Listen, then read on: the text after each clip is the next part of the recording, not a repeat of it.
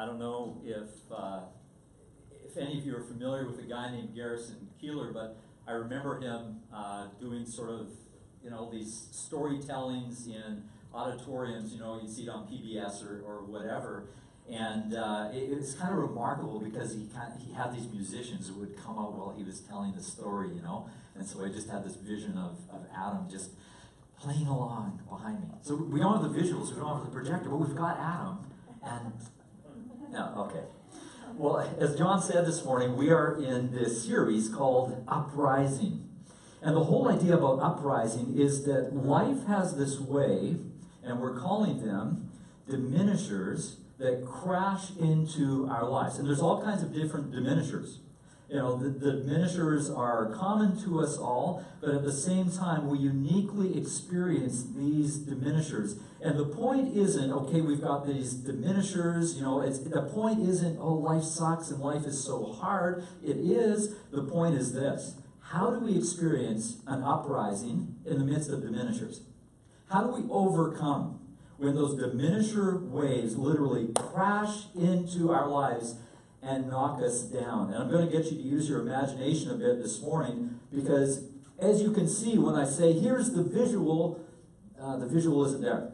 But as John said earlier, you can turn to the app and you can follow along, and I think the slides and such will be in there. As you probably heard, over this past month, there's been some very tragic news. I mean, I guess, understatement, right? Lots of tragic news. But some of the tragedy of the last month has been the deaths of two very well-known people, two celebrities, right? Anthony Bourdain, Kate Spade. For some of you ladies, maybe you've got Kate Spade purses or bags or things like that. Both these people who experienced depression took their own lives. And since that news came out, our social media feeds, right, have been filled with all of this information about discouragement and depression and suicide. And not to minimize the tragedy of what's happened to these individuals, but here's the reality, okay? In Canada, there is not a day that goes by when someone doesn't take their own life. Not a day that goes by. And you can look up the statistics as I did, because I was really kind of shocked, even though at a young age, as I said to you last week, our family was rocked by the death, by the suicide of my 20-something-year-old stepmom. But I had no idea that suicide, just in Canada, in our stats, suicide is the 9th leading cause of death in Canada. That is the weight that people experience by and large, and we'll get to those statistics in a moment. For people between the ages of 15 to 34, that rises so that suicide is actually the 2nd leading cause of death. And maybe for you like me, I go, wow, like I had no idea. When we turn to the mental health professionals, they inform those statistics with more information. And they tell us things like 90% of those who commit suicide suffer from mental illness. So this is a disease, it's an illness, or an addictive disorder, and that could be or addictive disorder. 60% of the individuals who commit suicide, and this one we probably get, they are suffering from depression. Now you add on top of those staggering figures the reality that there is something like 20 attempts that someone will make, and I know the language, I kind of struggle with what's the right word to use, but someone will make 20 attempts on average before they actually take their life. So you go overall population, 9th leading cause of death, 15 to 34-year-olds, 2nd leading cause of death, 20 attempts at suicide before somebody commits suicide, and you go, wow, this is staggering, isn't it? You think of the impact of discouragement, this diminisher wave that we're talking about today of discouragement and depression on individuals' lives. And when we think about this, the reality is that there is this tension that exists. Because when it comes down to it, as soon as we say mental illness, we still attach this stigma. And the stigma around mental illness can often prevent us from getting the help that we need when we need it. And we need to recognize, and we need to normalize, and we need to say, we need to kind of reassure each other over and over and over again, and to say, mental illness is exactly that. Mental illness is an illness. It is, in some ways, like a broken leg that needs to be addressed. It needs to be diagnosed. It needs to be treated in very specific kinds of ways. The tragedy, of course, of mental illness is that it's like a broken leg, but it's not like a broken leg.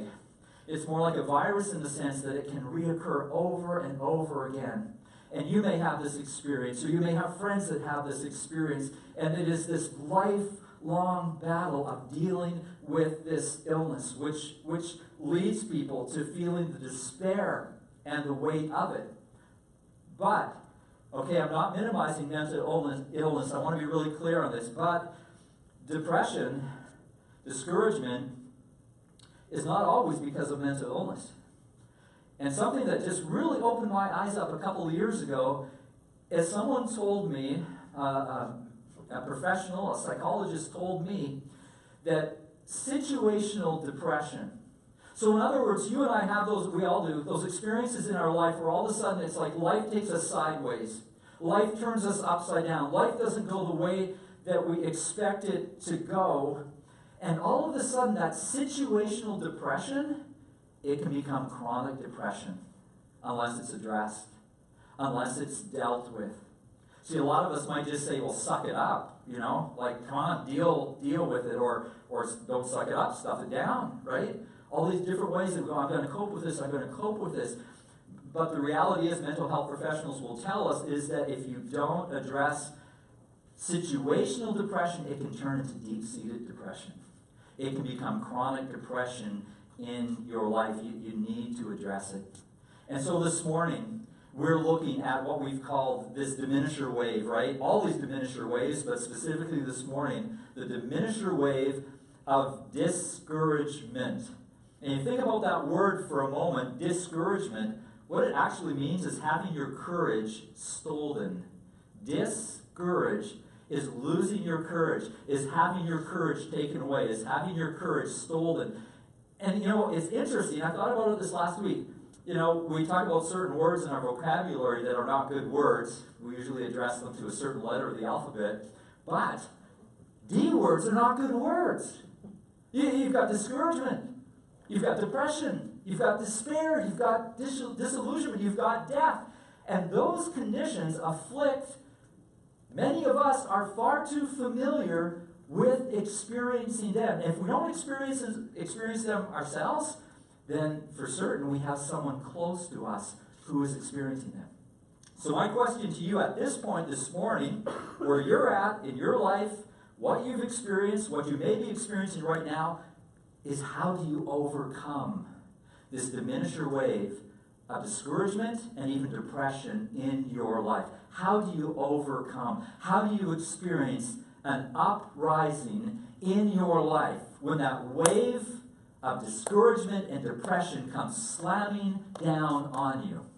Now, I would like to show you this visual this morning, but I won't. Turn to your app, or if you don't have your app, use your imagination. God gave us this incredible gift. Use your imagination with me, and let's go back to the visual of waves and surfing. The visual we used last week, and you can picture this, maybe you've seen it on YouTube. There was a few, you never know with Netflix, a few really good movies about surfing these big waves, but you think about these big waves.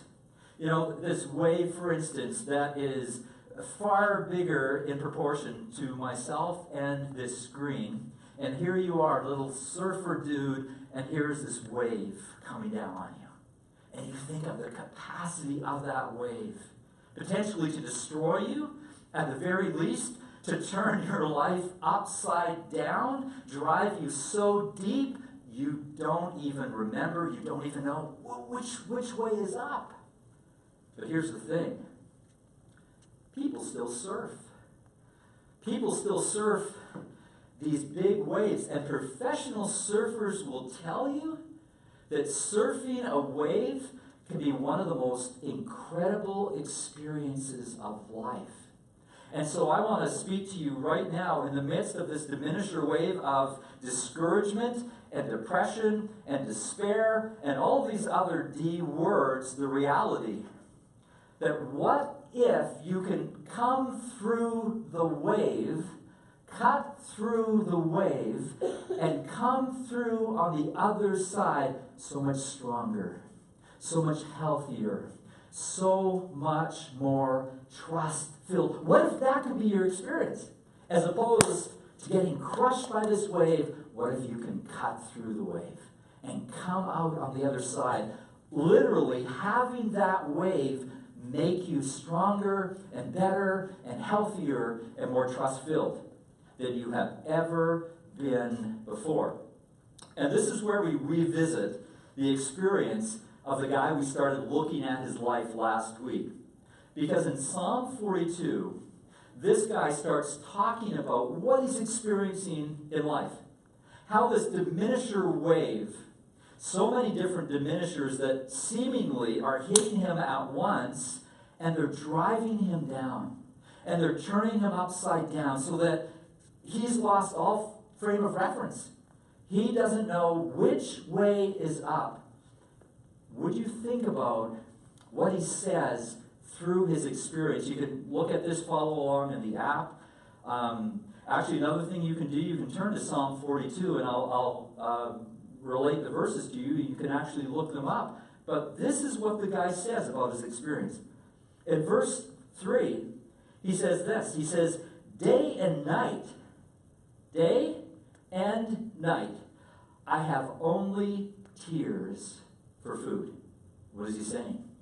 He's saying this experience in my life, it is so dark, it is so deep, I just find myself overwhelmed emotionally, and I find myself crying all of the time.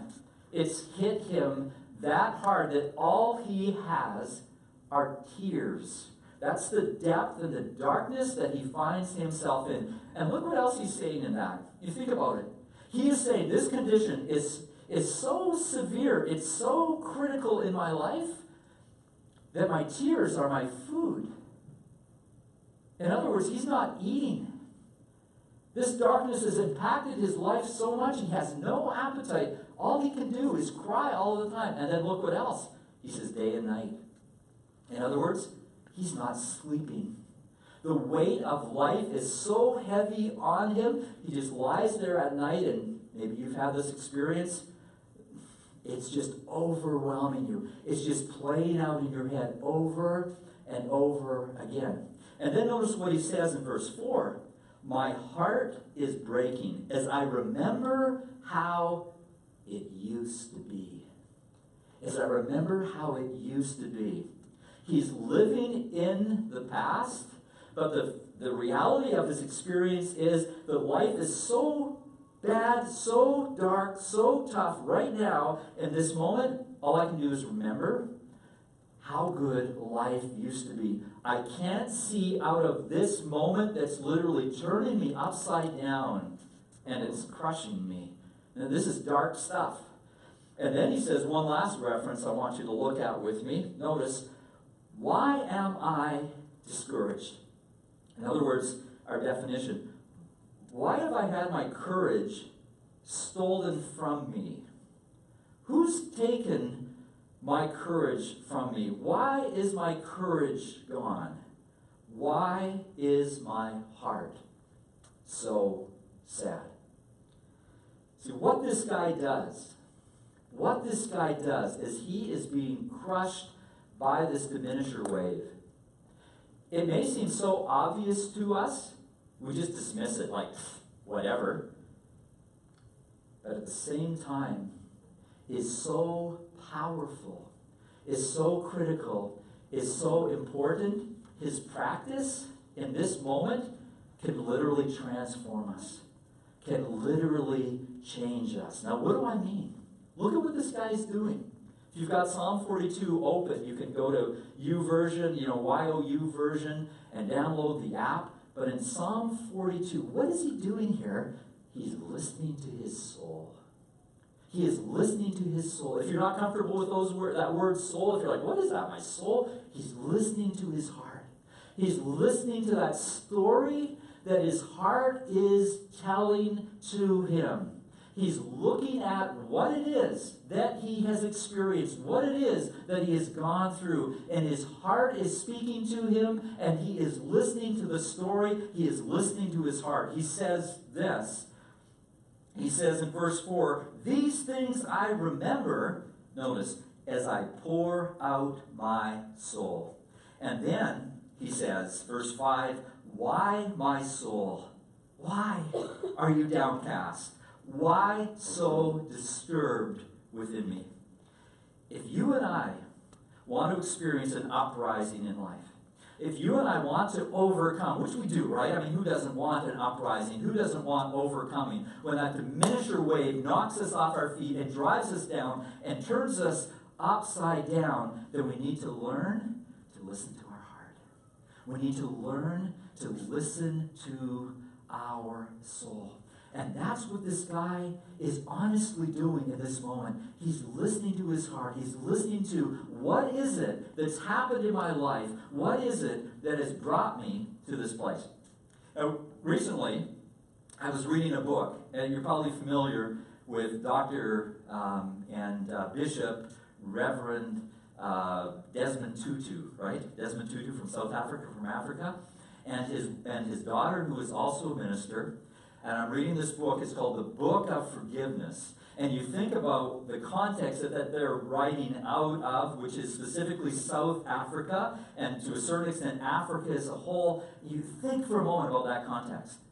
There's been so much hurt. There's been so much pain. There's been so many atrocities committed. There's been so much injustice. And what they say, even having witnessed and experienced these atrocities and injustices themselves, is they say this: if you want to overcome, if you want an uprising, when that diminisher wave hits you, you need to do, and they talk about this fourfold path.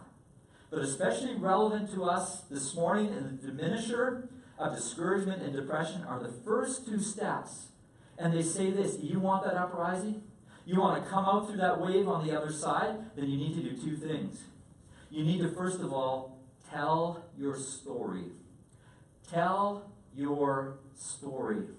Not necessarily to anyone else, but you need to be honest with your story yourself. What is it that's happened in your life? Are you clear about what's going on? This is not anybody else's story. This is not anybody else's take on your story. This is you being honest with your story and your experience and what has happened. And then secondly, you need to name the hurt.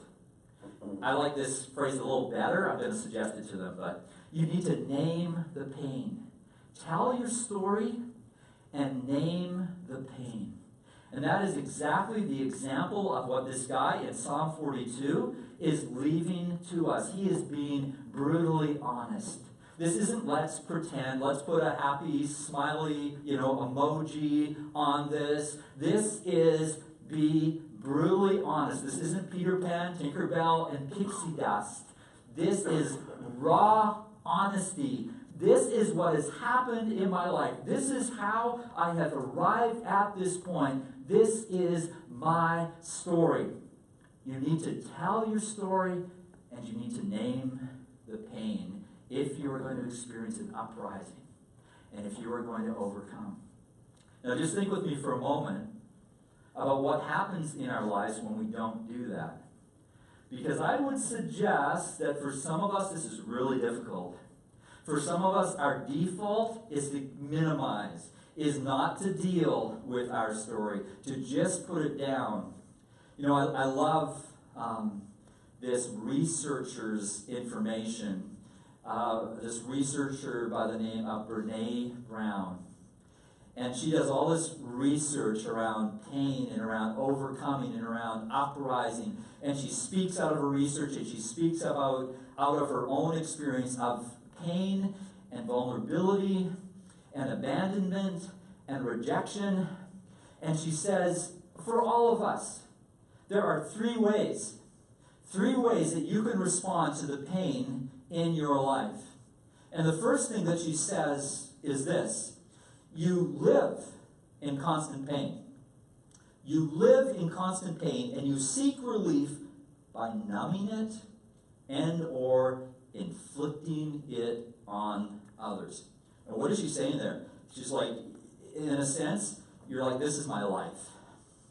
This is my experience. This is how life is going to, it's kind of fatalistic in a way. I'm just going, this is just the way that it is. Life is bleak. Life is hard. This is the pain of my life. And in a sense, it's kind of like a victim in saying, life is happening to me. Life is doing this to me. And there is nothing that I can do about it. But beside that, there's the reality that you and I can't actually live that way. And so we try to numb that pain. You know, it's interesting. It's a bit of an aside, but it's related. Because people define addiction like this. Maybe you've heard this before. That addiction is our attempt at pain management. Addiction is our efforts at pain management. I have this pain in my life. I live with this constant pain. And if that's true, then the chances are that there are those things in your life that you grab a hold of however you can to try and numb that pain. That's your addiction. I just want to say I'm so excited about the series we're going to be starting this fall called The 12, that is biblically based on the 12 steps and how all of us tend to deal with addiction in our lives. Addiction to substances, but addiction in terms of all of those other things. You go, I'm going to grab this because I know this can make me feel better in this moment. It may not be long term. It may not even be healthy, but I just need relief in this moment. And so we try to numb the pain. And then secondly, part of that, she says, we inflict it on others. And we talked about last week, remember, how people who are hurt, if they don't address their diminisher, people who are hurt tend to hurt others. If we don't deal with the diminisher, if we don't deal with the pain. She says there's a second way that people respond to it, and maybe you could identify with this. She says, you deny your pain. You deny your pain. And your denial, notice, ensures that you pass it down to those around you and on to your children. That's kind of a horrifying thought. But you know, the chances are good, probably for a lot of us, that we're experts at denying our pain. At saying, you know what, I feel kind of a bit of sense of shame at even thinking about it, even making a big deal about what's going on in my life. I shouldn't talk about this kind of stuff. I shouldn't talk about, I'm just going to push it down. I'm just going to put a lid on it. I'm just going to deny. I'm just, just look ahead, keep on swimming, and everything will be fine. And we just deny what it is that's actually taking place. We're not listening to our story. We're not listening to our heart. And the problem is that effectively, we don't deny. We can't deny. Because that pain is going to bubble up to the surface if we're just denying it in the most inappropriate places, in the most significant relationships in our life. Notice there's a third way, a better way in many respects, in all respects, that she gives to us. She says, you find the courage, just notice that word, courage, not discourage, not having courage stolen from you, taken from you, but you find the courage. In a sense, you use courage to own the pain.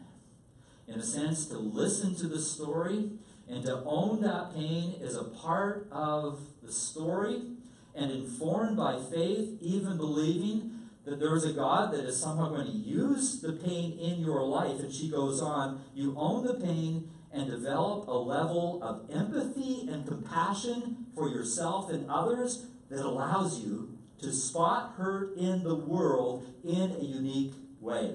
And if you've heard Brene Brown on TED Talks, I think she may have the most listened to TED Talk ever. If you've read any of her books, you see this is her significant point, that you need to own your life. And the pain that's been a part of your life And what owning your story will do, it will allow you to make your unique contribution to yourself, actually, but also to the world around you. You know, I was talking to Sandy about this last week, and I think this phrase, this brilliant phrase, she just kind of came up with it. It really clarifies what Brene Brown is saying here. And it's this: you either own your pain, or your pain will own you. That's what she's saying. You either own your pain, or your pain will own you. And that's what this guy in Psalm 42 is modeling for us. You've got to tell the story. Definitely with yourself. What is your story? What's going on? And possibly with others around you. Trusted. Let me underline and bold that word. Trusted others around you. Can I just stop there for a moment and just say trusted others? Because maybe you've had the experience where you meet somebody, like maybe you meet them for the first time, and it's just like, blah, right? It's like, man, you just got the whole story. You just met this person, the whole story comes pouring out all over you. If that's you, you're probably going to get hurt through that process more than helped. So you definitely want to tell the story to yourself, but also perhaps to a trusted other. Now, I just want to hit the pause button here for a moment. Because if you're like me, you hear this, you maybe understand the importance of telling the story to yourself, but you probably realize as well that you can tell the story over and over and over. You can listen to your heart and the story your heart is telling you, your soul is telling you, over and over and over, so that the story takes on a life of its own. So that the story actually becomes a part of the diminisher that's crushing you down. And you get up in the morning, and your heart's speaking, right? It's like first thing you get up, and there it is. You know, the pain of this diminisher. You go to bed at night, and when it's quiet, you know, there's the face of that person. There's the taunting of that enemy like we talked about last week. There's the weight of that experience. And when we just listen, it's like this diminisher wave can get larger and larger in our life, so that it is crushing you. It's a little bit like if you've ever seen Bill Murray in Groundhog Day, and it's like you're waking up every morning, and it's like the worst case scenario because that diminisher wave is just crashing into you again. But here's the game changer. Here's what this guy lets us into that literally changes the experience of how we can go through that diminisher wave. This guy doesn't stop with listen to your heart. He underlines it and says you start by listening to your soul, listening to your heart. But look at what he says next. In verse 5, he asks this question: why, my soul, are you downcast? Why, my soul? Why are you downcast? Now, this phrase is key enough, and it is important enough, if this week you look up Psalm 42 and 43 and go through his experience, it is important enough, he actually states it 3 times. He says it 3 times. Why, my soul, he asks the question, are you downcast? Now notice, he's not saying, why are you downcast? OMG. He's not saying, God, why? He's not addressing God here. He's not addressing an audience either. You know, you think about what happens in our pain so often. He's not going to all of his friends and he's saying, hey, the one that gives me the best answer, you get a prize. That's not what he's saying here. He is saying, why are you downcast, oh my soul? See, you need to listen to your heart, but then there comes a time when you need to speak to your heart. You need to listen to your heart, but then there comes a time in your listening where you need to say, heart, now you need to listen to me. Now I have something to say to you. Let me ask you, do you know how to do that? Do you know how to do that?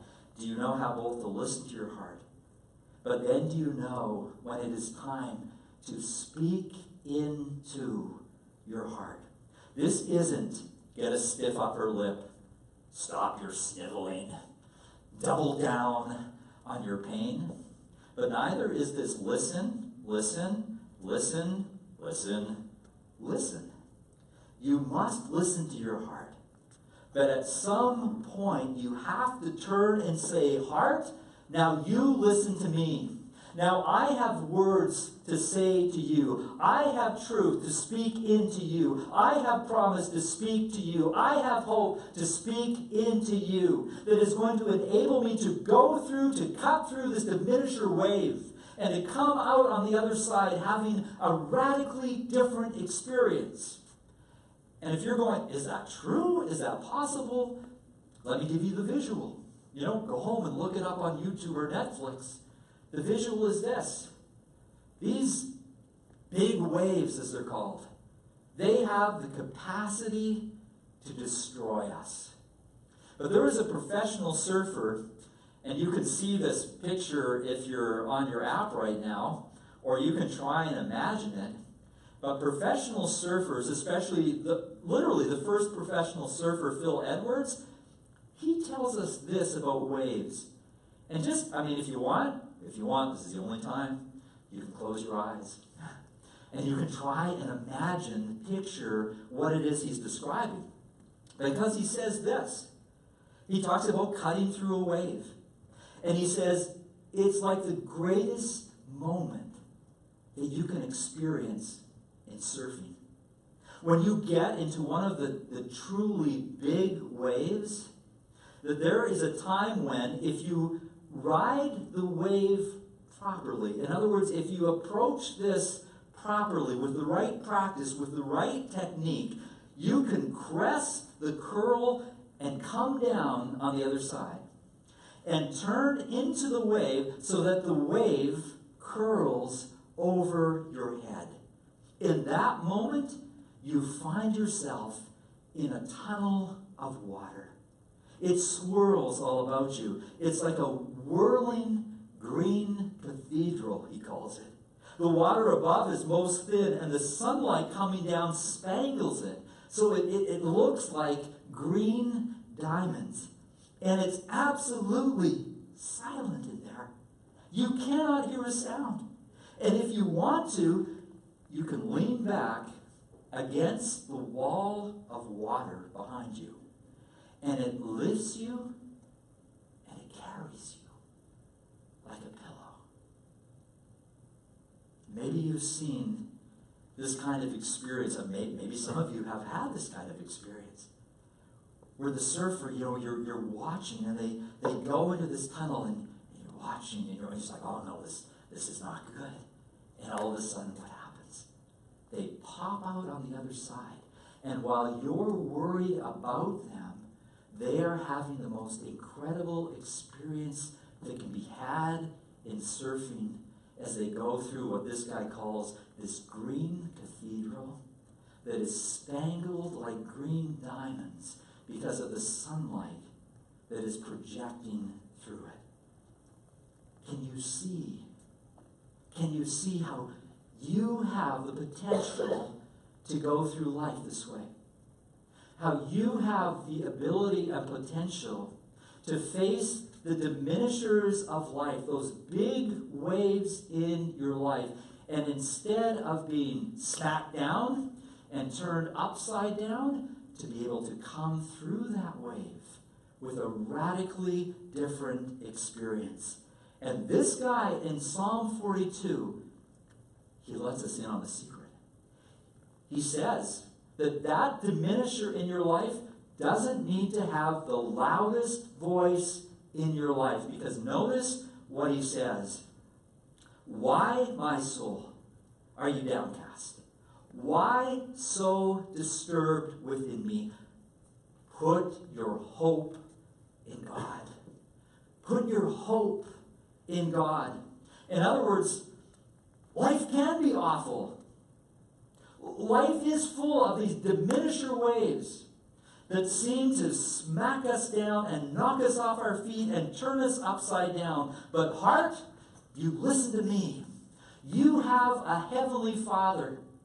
You have a rescuer by the name of Jesus who has been given to you so that you can literally speak words of promise, words of hope, words of truth into your heart, so that you can go through the diminisher wave informed by his truth and his promise and his hope in a radically different way. And I want to encourage you this week that when you face that diminisher wave in your life, when you face a moment of pain, instead of allowing that pain and that wave to bury you and turn you upside down, to reach out for this God of hope and allow his hope to bring hope and bring promise and bring strength into your life. If you're here this morning and you're thinking, I don't really get all this talk about God and Jesus, I want to suggest the first step for you as well. That instead of just wrestling with the diminishers of your life on your own, instead of just wrestling with the pain on your own, that you would use this circumstance and this opportunity to reach out, to acknowledge this God of hope. And in doing so, experience the reality of who he is, but also the strength and the comfort that only he can bring. Let me pray with you. Heavenly Father, it's one thing to give a talk on overcoming depression and discouragement in our life. But we all know from those times when that wave has hit us, it is something radically different to experience discouragement and depression. I pray that even as these waves hit us, all these waves, these diminishers we're going to talk about in this series, that these would actually be the rich moments where we recognize, even through our pain, how amazing you are, how deeply you love us, and how much comfort and strength you long to lend to us as we turn to you. May we all have the freedom and the longing to do that in Jesus' name.